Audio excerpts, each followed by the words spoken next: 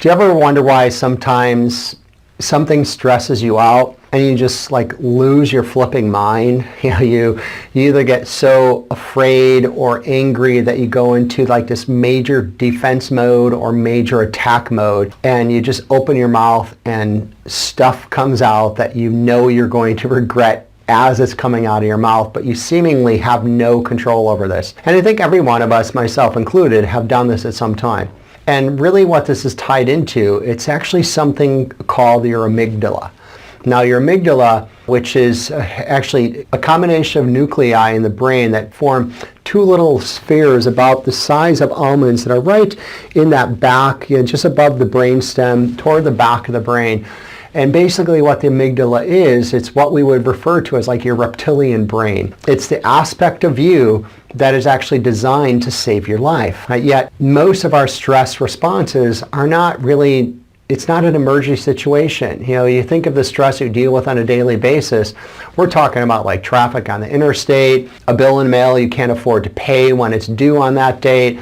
Maybe it's an argument with a spouse, challenges with your kids, an issue at work. You get the picture. So this is what's going on. But what that does is it still triggers the amygdala, and your body still takes it as this like emergency life or death situation, and it really has the ability to push us into this like deeper state of fear or anger, which may lead to some less than desirable reactions in our body. Now what's interesting with the amygdala though, it's not just about fear and anger.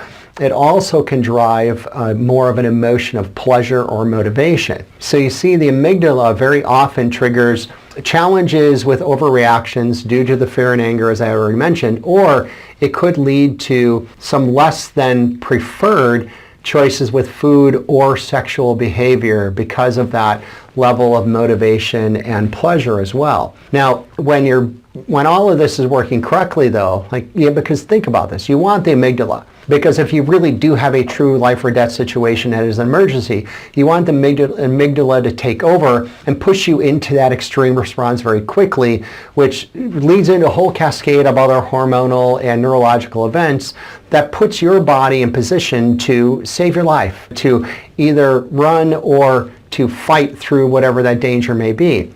But you see, in our regular life, the amygdala is often creating challenges for us because of the overreactions on multiple different levels tied into either more the fear or anger, or on this other side tied more into the pleasure and motivation. And we get to where we do things that we know we don't want to do, but we do them anyway. So the missing piece of this is tied into what separates us from every other mammal. All mammals have the amygdala. But what separates human beings is we have right in this front part of the brain, it's called the prefrontal cortex. And the job of the prefrontal cortex is to kind of sift through what the amygdala is pulling up and create a level of recognition. Is this really truly an emergency situation? Like, should I really be driving this fear and this anger?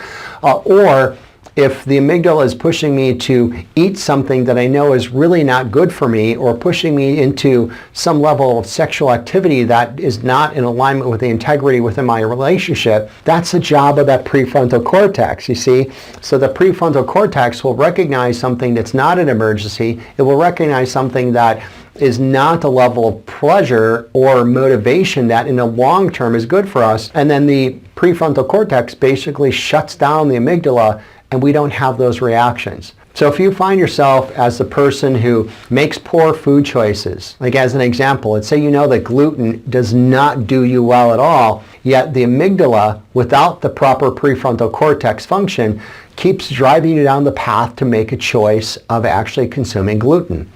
Or for the male or female who might find themselves doing something outside of the integrity of their relationship based on sexual impulses, or as mentioned before, if you find yourself overreacting to fear and anger, all of this really shows a prefrontal cortex that could actually probably use a little help. And that prefrontal cortex dysregulation could be caused by past trauma to the brain. It could be caused by the consumption of gluten or other cross-reactive food sensitivities.